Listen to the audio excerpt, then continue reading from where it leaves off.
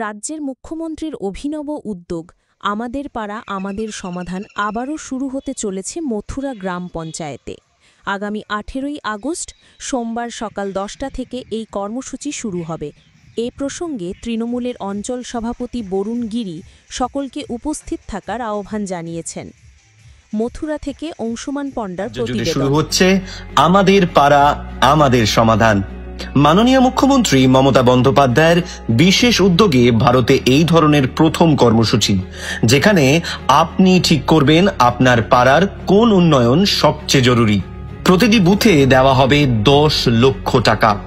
রাজ্যের 80,000 বুথে মানুষ নিজের মতামত জানাবেন, ঠিক করবেন পাড়ার কোন কাজে এই টাকা খরচ হবে। প্রতি 3টি বুথে মিলে হবে একটি ক্যাম্প। স্ট্রিট লাইট লাগবে, বসার জায়গা দরকার, পুকুর বাঁধাবেন, জলাধার তৈরি করবেন, আপনি সিদ্ধান্ত নিন। জনগণের কথা, জনগণের সিদ্ধান্তের সম্মান। আমাদের পাড়া আমাদের সমাধান।